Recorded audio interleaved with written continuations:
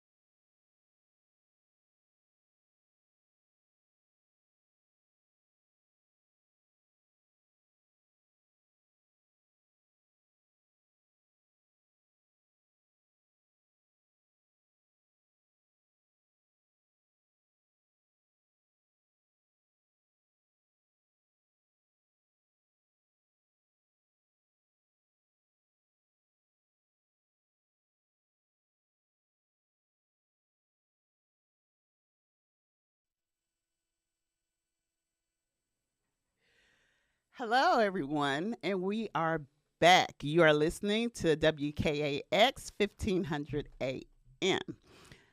Before I went on break, I told you guys we had a special guest today. We will be talking about foster parenting. This is Pastor Mario. Hello, Pastor Mario. How are you doing today? I am good, and yourself? I am lovely. Good. So, let's tell the people what you do. Oh, wow.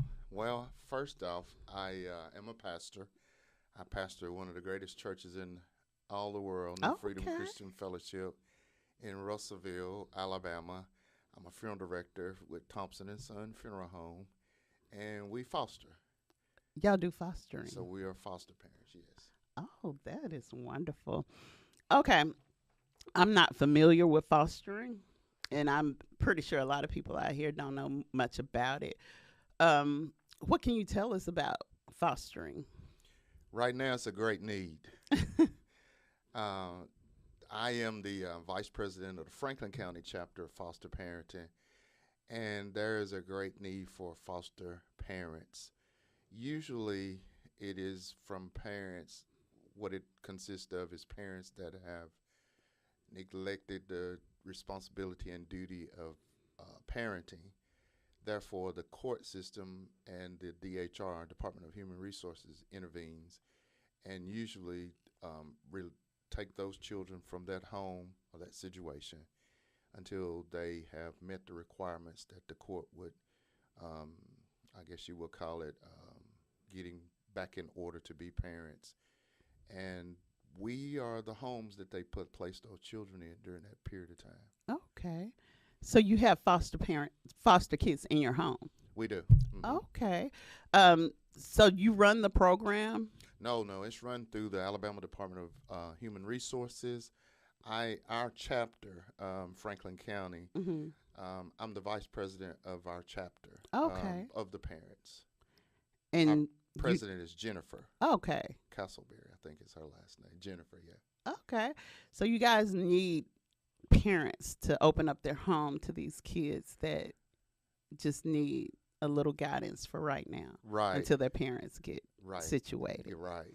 So what happened if the parents never get situated? Well, it all depends on the judge, the courts. They have what you would have to criteria you would have to meet in order for that child to be placed back into the home. Okay. Most of the time, they do what is necessary. Oftentimes, they're none. They do not, and then they go to what they call TPR, terminating parental rights, and they go up for adoption.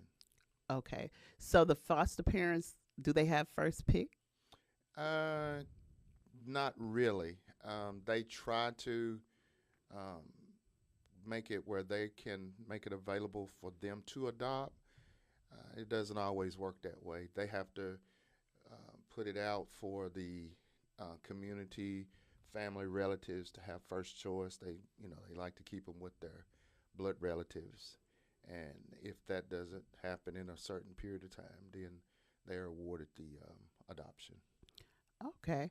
So basically, when you foster, it's just for it's temporary. Usually, it can vary from a weekend to a 6-month period. I know one of our children we have now, we've had her for 2 years. Okay. So it can vary. Okay. So the one that you keep, if she come up for adoption, what would be your process? Would you would you have to go up there and file for? We would have to. It's come across because it's that question has been asked to us, and I'm just gonna be honest, and all the people that's listening, we're too old. Y'all too old? Yeah, we have. We had 3 3-year-olds and one turned 4. So Ooh, she. I can imagine I that. think. Oh yeah. I believe it would be more feasible and for the child, because I tell people this in a joking way. In 10 years I'll be 68. Okay. 10 years she'll be 14. Uh-huh. And me trying to raise a 14-year-old at 68 is not.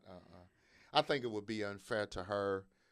It's parents out there, people that cannot have children, that would love to adopt and give that love and one-on-one that those children need. And I think that would be a place that I would just step out and we'll just be an incubator for a while. But okay, you say you had her for 2 years. Almost. It seemed like it'll be some kind of bond there. And that was that is, and I will say this to all people who are even thinking about fostering, that is the hardest part, and they tell you that in your classes that you go through, being able to release that connection that you've had over a certain period of time. But my wife and I, we have come to the conclusion that we know, I guess after the very first couple children that we kept up for a long period of time, and then they went back. We realized our job and our duty. So Mhm. it's not as bad. And then if you know they're going back to a good situation. So just going in knowing that, okay, this child is not going to stay with us. Yeah. I'm going to give them the love and support they need Yeah. until they find them somewhere. Right. It's best to go in there with that type of mentality Right. because, Right. yeah, because I have 6 kids. Okay. And I can imagine kids are a blessing. Right. Right. I just feel like they're a blessing. Do you and your wife have kids of your own? We do. We have, and that's funny. Our oldest is 37, and our baby is 34. Okay. And we have a 17-year-old that we've had since she was 8 days old, and it's my wife's baby sister's child. We've had custody of her since she was about 8 days old, and she's ours. We look at her. Right. She calls me dad, and she calls my wife Titi because she couldn't say auntie when she was younger, and she's our child. So having the children in the home, it's been something I didn't even realize this just now. It's been 17 years she's been in our home, so I guess we could really say we've been doing this about 17 years unofficially. But with the state of Alabama and being a licensed home, we've been doing it for almost 3 years now. That is a beautiful thing to open up your home to, kids like that. And then just, I don't know, you just hear so much about kids being abused and Right.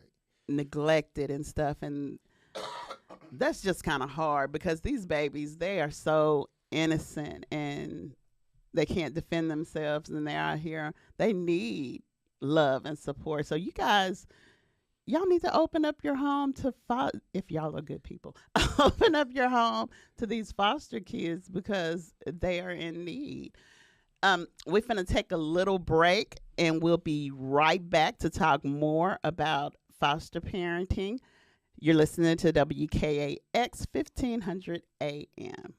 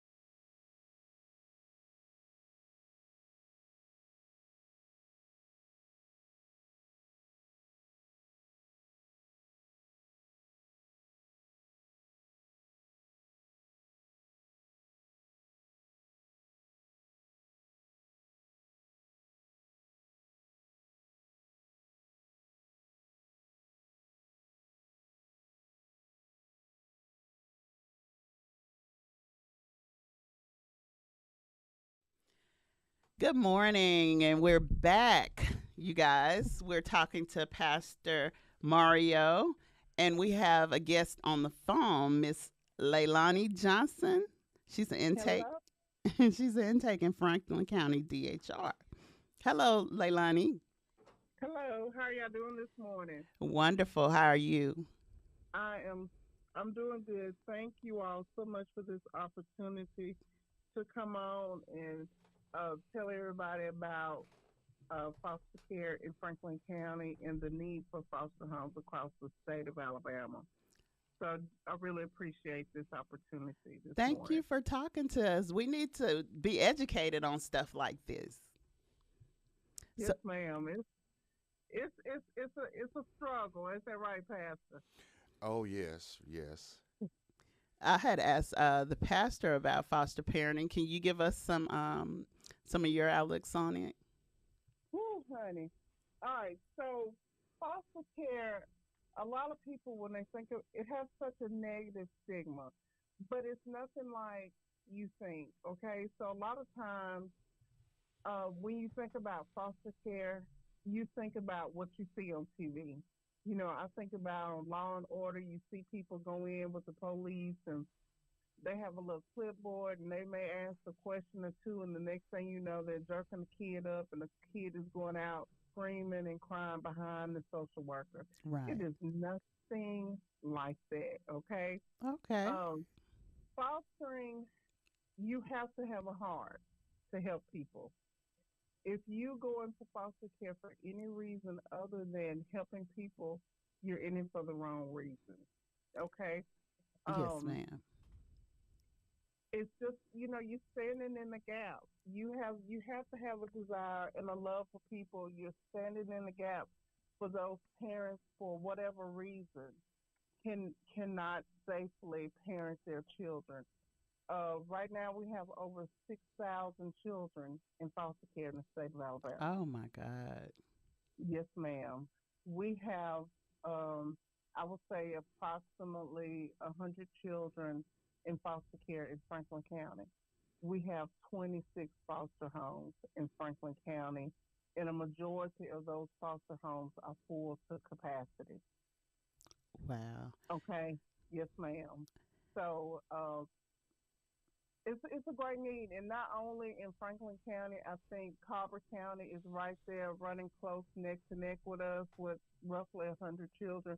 Yesterday, when I talked to Carver County, they had picked up 7 children within 24-hour period and did not have a home available for Oh any of my those goodness. children. Yes, ma'am. We are in dire need of foster homes at this point. We have children sleeping in our offices. No. Yes, ma'am. In this very county, at this point, right now, we have children sleeping in our office because we don't have a home throughout the state of Alabama to place these children. That's how desperate we are for foster homes. And I want to make this very clear, okay? We are desperate, but we just don't want warm bodies. We want someone that is willing to open their home and their heart and love on these children as if they are your own. Because children, they have to come into foster care and no fault of their own.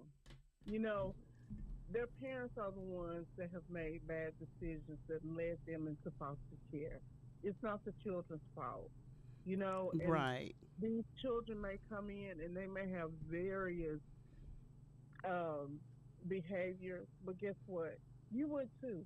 You would have those Yes, going same through something behaviors. like that, losing your They, parents. yes, ma'am. They are the ones that experience the loss. You know, we experience being inconvenienced because we have to stay here at the office, but they're experiencing the loss. They're experiencing the loss of their home, the loss of their parents, the loss of their school, the loss of their friends. They're the ones that bear the brunt of the decision when they have to be removed from the home. You know what I mean? So That is so it's rough. a lot. It's a lot to go into it. Well, you guys heard her. If you guys got a big heart and a nice home, and just s- try to help. If you know somebody that wants to help. These kids really need help. Yes, ma'am. What's the process of people that want to foster? What will they have Okay, to do? so it's super simple. You have to have a space for a foster child to have their own bed, the place to put their own personal belongings. They can share a room with, let's say you have a child of your own, but you have bunk beds, or you know what I'm saying. You have extra space and the desire to help. They can share a bedroom with their child. They have to have a bed of their own Hmm. and their own space to store their belongings. Um, Foster parents have to go through a 10-week training class. Now, we have a class that has already started. We're going into week 5. Um, but if you have a desire to become a foster parent, um, you can contact me or any local GHR office, and we can try to do a private class with you. That's 7 weeks where we come to your home and do the class with you in the privacy of your home, the comfort of your home. You will have to go through an ABI, FBI background check. The department pays for that background check. You have to have CPR and water safety training. We pay for that training. Your home has to have smoke detectors, carbon monoxide detectors, fire extinguishers. Um, but that's a small cost to you to help a family in need. Yes, You know what I ma'am. mean? Yes, So ma'am. um, we hear all the time that everybody's pro-life. Pro-life is more than just protecting the rights of a baby. Those babies that are being born, they still need help when mom and daddy can't get it together. So this pro-life includes these children just sitting here in foster care. So y'all have like newborn babies? Yes, ma'am. It is hard to even place a newborn baby at this time. Oh wow. Yes, ma'am. And 13 years ago when I started in DHR, it was not hard at all to place a baby. But now it's hard to place a newborn. You do not have to be perfect to be a foster parent. Now, you cannot have a criminal background. You cannot have any. Let me So make this clear. No criminal background, no previous involvement with DHR where you would name the person allegedly responsible for the abuse or neglect of a child or elderly person. hmm Okay, well, you But, said you no know, criminal background. Do that yes, mean ma'am. like the misdemeanors and stuff? Well, I don't think the misdemeanors will show up. I can't say for certain because I don't know what all shows up on the criminal background check. Okay. But like drug charges, stuff like that, that's gonna pop up I on was a just asking background. for the people, Yes, ma'am. everybody got a Yes, ma'am. pass, then, I you know, understand. so- Like I some said, people straighten up their lives and stuff. And I was just yes, wondering ma'am. for those people that have been in trouble, before, but they still want to open up their homes. Yes, ma'am. I understand. They will have to go FBI, ABI background check. So if you have a criminal history, that type of thing is going to show up. Um, but again, you do not have to be perfect. You just gotta want to love somebody. You just gotta want to love a child, and Mm, you have to be willing to accept that child as is. right. Okay, accept the child as it is, and love that child as if it was yours or your cousin or your sister or your brother's kid. You have to have true love in your heart to be. That's the main requirement in my book is to have true love in your heart. And Pastor McCullough will tell you um, during the 10 weeks that I train you to be a foster parent, I'm constantly drilling that in. It's all about the love.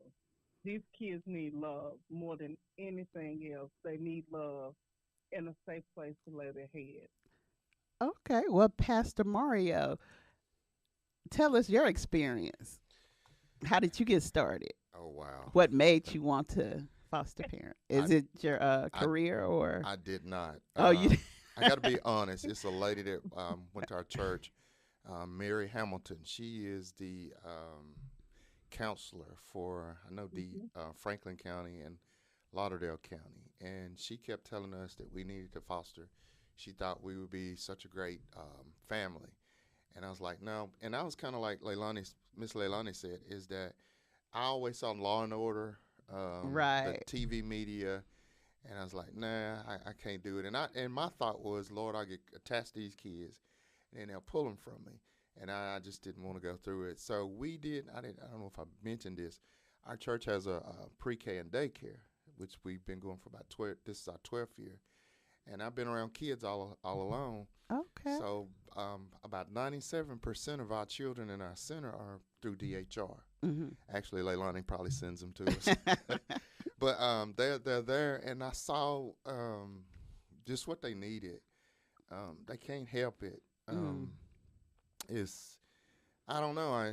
I guess from a spiritual standpoint, I felt like the Lord had blessed us. We started out young, my wife and I, and we had gotten a house, and we kind of empty nesters, and my wife, she come from a bit large family, So and y'all had got the kids out of the house.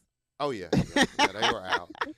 Ebony's been there though, so she's still been there. That's our 17-year-old now. So, and they would just own us, and I guess I saw it, and from a spiritual standpoint, I said God blessed us that we were, I guess, to say our kids are. We've raised our kids now. What are we gonna do with the rest of of our lives? And I feel like where there's a will, there's a way. Right. So that's kind of sort of how we did it. And I tried it. Leilani would tell you I was kicking and squalling. I was like, I don't know. Even when we were going through the training, the 10 weeks, and I mean, they tell you in the classes they do a phenomenal job. I can't think of the lady's name that helps her teach. She's Miss actually from Emily Borden. Emily Hmm. Borden. Yeah, she's from Lauderdale County. And I was crying with some of the stories that she was telling. I can imagine, And I was like, man. I don't know if I can do this. So when the very first child we got came, excuse me, it just changed my heart, my mind toward it. So here we are, 3 years later, and we Hmm. love what we do. That's We love it. wonderful. That's beautiful. Okay, guys. What if you have people that want to foster parent, but they don't feel like they have the income to take care of that child? Do the government help with that, So, or? They um, compensate you. I think hmm based on the need of the child. As Leilani said earlier, and I'm just gonna put it out there that if you don't have a heart for it, this is Hmm. not your calling or your place or purpose. And some people do go in it for the finances of it, Hmm. but it's not really designed for your, I guess, it's to help the children. What you need for the Yes. children. My wife is the type. She's like, we don't need their money. We're gonna take. The God's blessed us so. And we do. We try to. We this is how we do. Hmm. We try to make them feel as if they they're they're in a home, they have the best, and they deserve the best. I mean, why would they not? And God's Yes. blessed us to be a blessing. That's kind of sort of my motto is that if you give, you get. If you get, hmm if you give, you get. If you get, you remain. Oh wow. I like that. That's kind of sort of my motto. I like that. Givers are getters, getters are gainers, gainers are winners, Right. and winners are maintainers. Yes. I would imagine you would have to have the heart to do it. But hmm my question was, it wasn't like, do you get paid for fostering? But I was wondering, do you get help to, help keep the child up, feed them, and So, so here's the thing. Um, you get a monthly stipend for hmm those children being in your home. Now, I don't think you qualify for food stamps because policy states that in order to foster, you should be able to provide for the child. okay, But so, like, you're not necessarily eligible for food stamps. They will get Alabama Medicaid once a child is placed in foster care. They are enrolled in Alabama Medicaid, so they will have free insurance, and you get a monthly stipend for each child that is placed in your home. And also, you get child care. Yes. we We call it provide CMA, child care. child Okay. management. Yeah, your assistance. You receive that also, and You receive child care, and we now I can't speak on every other county. I can only speak on what Franklin County does. We also provide children with clothing, oh yeah, um, and most of the time we're not gonna send a kid to your house without clothes. Right. We're gonna send them with what they need to get them started off. We're not sending them to you and putting you in a deficit as soon as they come to your home where you're having to run out and purchase toothpaste and shampoo and clothes and stuff for those children. We're sending them with what they need to get started when they come to you. and I got to be honest. They what Leilani's saying. We speaking in Franklin County. Mhm. They do that. They do Mhm. what they say. I mean, they make sure that they have the whatever that's needed. You know, whether the child is an older child or a baby in Mhm. Pampers and pull-ups. They make sure you have it, and when they come to your home, it's not. You know, it could be 10 o'clock at night that a child's been pulled and placed, Mhm. and they're gonna make sure you got Pampers, pull-ups, or Mhm. hygienes, or a teenage girl, whatever Mhm. is needed. That's They make beautiful. sure. Okay, you guys, I watch Law and Order and My favorite show. and all of that. I love them shows, and I see you do see that in Mhm. in the shows and stuff. But do you guys go check on the child after they've been placed in a home? Like, Yes, ma'am. Absolutely. Here's the thing. Our policy says within 24 hours of us placing a child in a home, we have to follow back up and make contact with that child. And Reverend McCullough can tell you we are constantly uh, having contact with our kids, whether it is transporting kids to visits with their parents, when the kids are here in the office and they're having visits, we're communicating with kids. I transport kids and I don't even have a foster care caseload. You know what I'm saying? My job is strictly to license foster homes and to follow up with those foster homes, make sure that they're remaining in compliance with our minimal standards. But as part of that team component, I transport kids. So, I'm talking to kids. I picked up a kid this morning at 7:25. oh, You know, uh, so so they can we call are. you at 1 o'clock in the morning, and you have to go get that child. Yes, ma'am. Yes, Okay. ma'am. Whatever. Here's the thing about Child Protective Services. Whenever the police calls us, we're on call. We have a worker on call 24/7. We're on call 7 days a week. Um, and so at whatever time they call and a child is determined to be at risk of harm, we have to go. And so that foster parent, we're calling people. We pick up a kid at 2 o'clock in the morning, 3 o'clock in the morning, 1 o'clock, 10 o'clock at night. We call them foster parents. You know, don't block my number. Don't block my don't block my number. Look at my number and think I know I'm not fooling with Leilani today, but uh, we have to call and reach out to them to see if they'll be willing to accept placement of that child. Okay. Well, Miss Leilani, give us a second. We're gonna have to go on a little quick break. We gotta pay the bills. I So understand. y'all are listening to WKAX 1500 AM, your faith frequency on your dial. We'll be right back.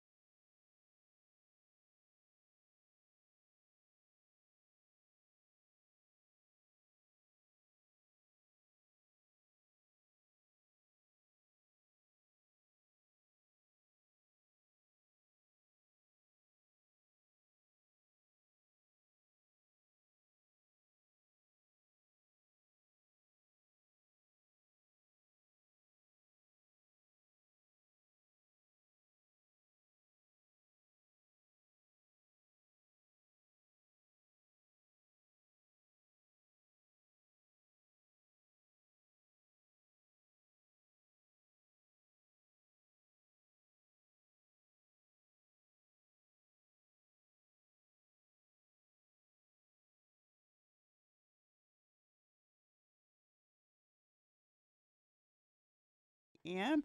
We have our guests, Pastor Mario and Leilani Johnson. Um, Mm-hmm. okay, guys, back to the subject that we were talking about, foster care.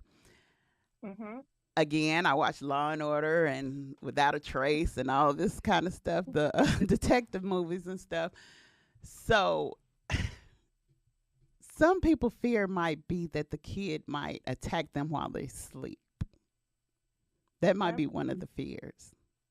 No, ma'am. Okay, so I'm gonna be completely honest and transparent with you. We do have children that come into foster care that have mental health issues, that have uh, thoughts of self harm, thoughts of harming others. However, those type of children are typically not placed in a traditional foster home. Those children are placed in what we call a therapeutic foster home, um, and those are foster homes that have received an extensive training on how to deal with those type of behaviors, Okay. or they're placed in a facility, you know, that specializes in mental health issues. So typically, you will not receive a placement like that, okay? Because that's a safety risk, and the state of Alabama is not going to be on the hook for, you know what I'm saying? We're not going to be liable for something like that. We're not going to, if you have other children in your home and you have a child that is exhibiting those type of behaviors, that is placing those other children and everyone else in that home at risk of harm. So we're not going to put other children at risk of harm just for the sake of finding a placement. So those type of children are typically put in a therapeutic placement or in a facility that specializes in mental health services. Okay. So you guys So the heard it. type, Oh, I'm sorry. Go ahead. I'm sorry, but the type of children that you're getting will be not necessarily like your children, because these children, they may not have had the same type of home training that you've Right. had, okay? And that's one thing that you have to remember. Everybody don't raise their kids like we were raised. All Exactly. right, we were raised that you respect your elders, you respect other people's property. It's yes, ma'am, no, ma'am. You pick up behind yourself. These kids may not have been raised that way. So going in, Uh, you need to have an open mind. you have to have an open mind, very open mind. Another thing is that I have seen over the last several years, foster parents feel like, some foster parents, that when these children come into their home, that they should be eternal grateful that they have opened their home for them. And at the end of the day, these are children, okay? They're upset because they have been taken away from their parents. So the first, gratitude is not the first feeling that they have. Well, my thing is, we as adults don't know how to handle certain situations. So I can imagine a child's Exactly. mind trying to wrap around what's going on. Where's my parents? Why don't I have my parents? And that Exactly. could cause them to act Exactly. out even more. So, yes, you And would. it does. Ex- Yeah, Exactly. it That's does. So, heartbreaking. That is so Yeah. heartbreaking. But you got to have a mind to remember why they, they're a child, mhm, Hmm. and mhm, you're not there to hurt them or harm them, and eventually they'll come calm down, and they'll come to grips. I remember one of the things they told us in the class is that the lady told us that she had a foster child that came. She wouldn't eat. She wouldn't nothing. She said, "Okay, when you get ready, your plate's in the microwave." And she said, I guess it mhm, was about 9 o'clock at night, and she said she heard the microwave going. She went there and cut it on. I think it was a teenager, Yeah. but mhm, you got to remember they're children. They I guess because I'm in the, as I tell people, that's what I do, is that I deal with children day in and day out, and they don't process like we do, and they don't Right. act like we do, and I guess like Leilani mentioned, is even in raising how we were raised and what mhm, we were taught and the morals that we were taught. I found the children that we've had in our home, after a while, they pick up on it. And they like mhm. doing it. Like Right. the little girl, one of the children we have now, we got a Walmart rule. Uh huh. When we go in Walmart, we don't put our hands on nothing Don't that touch we're not nothing. Don't buying. ask for And you'd be surprised, and they know it now. Before they was like fish out the water in Walmart, right. but now and it's just they pick up on it and they learn it, and those are skills, what I call life skills. They've never been taught. They've never been around, and it really helps. You would be surprised. You would be surprised. Wow. Mr. Mika, if you will, let me do a little brief exercise with y'all. Very brief, okay? Hmm. Close your eyes. Close your eyes, and I want you to picture your home, okay? And think about your favorite spot in your home. All right? Think about Hmm. the smell of your home, the noises of your home, and then you hear a knock at the door. It's somebody you've never seen before. They come in, they talk to you, and they tell you to gather some of your favorite things. Okay? Hmm. You have about 5 minutes to gather some of your favorite things. You can't take your pet. Okay? Um, so you got some of your favorite things with you, and they tell you you're going with them. All right? Hmm. So you get in the car with this person that you have never seen. Maybe you've seen them before, and you leave your neighborhood. You think about your neighborhood, you think about your neighbors or the homes in your neighborhood, and finally you get to a place where you don't even recognize. And you get to a new home, and you see these people standing at their door, and they're happy, and they are smiling, and they're telling you they're so happy that you're there. But And this they're person just, strangers. mm-hmm, Hmm. and that person just leaves you there. How do you feel? Just even thinking about having to pack up in Lo- less than 5 minutes. lost and confused. And that's how our kids feel.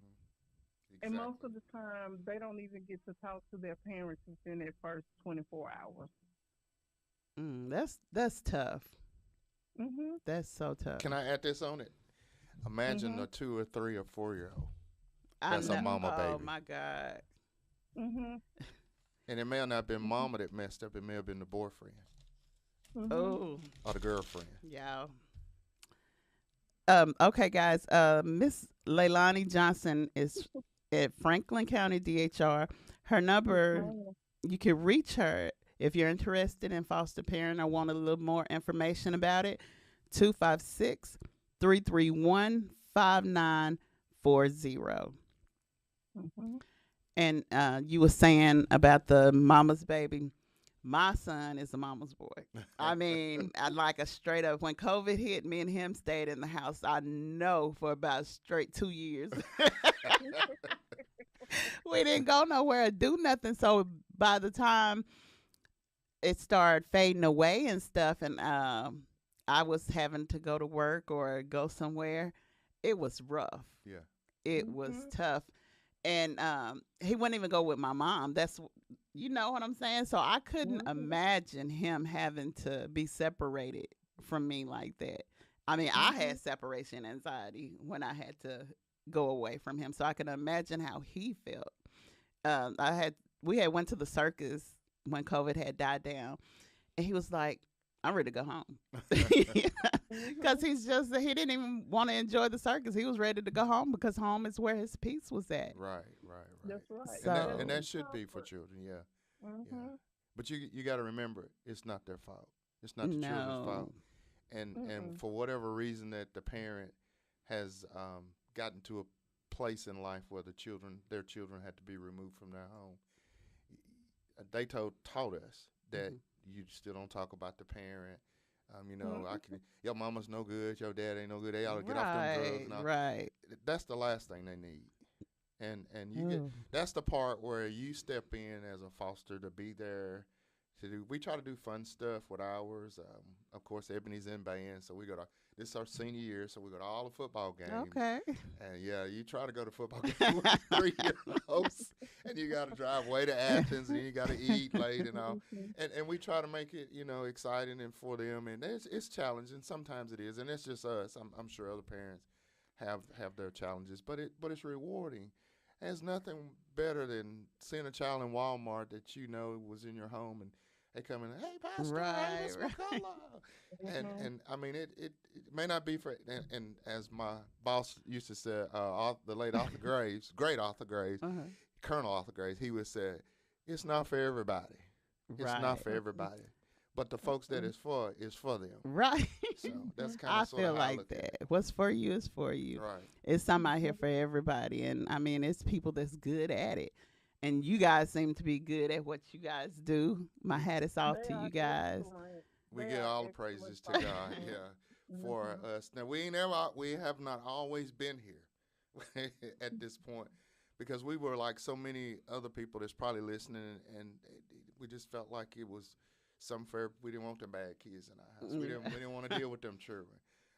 And hey, let me tell you a story that happened. One of our fosters was at the football game on Friday night recently, and my wife didn't get a seat, so she stood at the fence with one of them, and and that's how we do. I'll take one, she'll take one, and she had a finessing fit. I mean, she just kicked her shoes off and hollered and screamed, and everybody in the stadium's looking at me, and you just want to holler, she's not mine, she's not mine. But people understand. You would be surprised, and I'm speaking from Russellville, so people, and they know us, they know what we do, so they understand, and it's understanding. The lady just got the child and just took her and calmed her down. Oh, wow. And she was calm, and she was all right then. And then her little girl, they was running on the track and all, but it's rewarding. It's still good to know it's people like that out here, because it does take a village. Oh yes, It definitely. does. It does. I myself And- had 6 kids, and I'm a chef, so I cook. I cook breakfast, I cook lunch, I cook dinner. I mean, like meals. So I can imagine how it is with the foster guy. I can understand how it would be with. Do you cook? Oh yes, I cook. Yeah, we cook, but like on some days, like Fridays and Wednesdays, or church or something we got going on, it's easy to get that. Lord, I just went blank. Happy Meal at McDonald's, and 4-piece and the cheese, and eat it in the car and so forth. But you got to make it fun. You got to remember it. And then too, we've learned also, if you have children, and just speaking with other foster parents, they connect, they bond, and they got their space, and then Yes. this child's coming in wanting their toys and stuff, but they connect. I just think about one little boy. They have a foster child, and the little boy. I'm trying to make sure I stay confidential. And the little the little child is the mom talks about how they connected. They're like brothers. She said, "Oh my God," she said, "I think I'm gonna need medicine after dealing with both of them." But they do. They play, and you'd be surprised. I know this. I keep saying that, but you would really be surprised and how rewarding it is. I can imagine. You guys, I enjoyed talking to y'all today, and we got to wrap it up. Tamika gonna get me if I go any longer, but I do want to share this Bible verse with everybody. James 1:27. Religion that God our Father accepts as pure and faultless is this: to look after orphans and widows in their distress, and to keep oneself from being polluted by the world. That's good. So you guys take that with y'all that's listening out there. Thank you, Miss Lilani, and thank you, Pastor Mario. I really pleasure. appreciate it. You guys heard it. Y'all get out there. Y'all help these kids. Just help any kind of way you can. If you can't help with your home, help. Try to donate something or money or whatever. I don't know how that goes. Have I got a second? I can tell you this. They're trying to get a new program going where like children have to go to doctor and for visits. They visit. They're looking for people also that will volunteer that time. Of course, you got to pass the background check, Leilani, as I remember right, and the ABI, FBI. And you don't have to go to take them to the doctor and stuff like that. It may be a visit. Right. They visit with their parents, and you just take them and pick them up. Oh, okay. We have some to go to Stepping Stones. We may have some to go to River Bend, and that's a way you can assist also. Okay, we might have to have you guys back on here again because y'all got a lot of information. But y'all call Miss Lilani at 256-331-5940. And thank you guys for sharing the information with us. It's been my pleasure. Thank you so very much. Y'all are listening to WKAX 1500, your faith frequency on your dial. Bye.